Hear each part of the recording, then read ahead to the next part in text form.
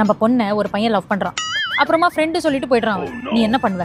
அவனை இங்க இருந்தாலும் தேடி கண்டுபிடிச்சு அவன் காலை உடைச்சிருவேன். ஏன்னா இது மாதிரி இன்னொரு பொண்ணுக்கு நடக்கூடாது. இப்போ இன்னொரு கொஸ்டின், நம்ம பையன் நிறைய பொண்ணை லவ் பண்றான். ஒரு பொண்ணை லவ் பண்றான் விட்டுடுறான், இன்னொரு பொண்ணை லவ் பண்றான் விட்டுடுறான், அப்படி 7-8 பொண்ணை லவ் பண்ணி விட்டுடுறான்.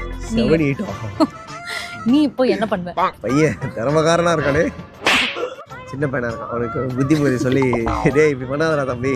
உன் அப்பாக்கு புத்திமதி இல்ல? இல்ல இது பாரு, it is is choice. I have a choice to slap you. What do I do now? நம்ம பொண்ணு அப்படி யாரோ பண்ணா? ஏய் நீ கேக்குற क्वेश्चन ரெண்டுத்துக்கும் சம்பந்தமே கிடையாது.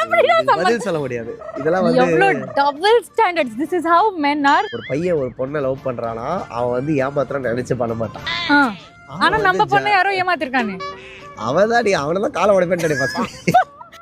அவனுக்குன்னு ஒரு சுதந்திரம் இருக்கு, அந்த சுதந்திரம் நீ ரெஸ்பெக்ட் பண்ண மாட்டேங்கிற. காலை உடைச்சு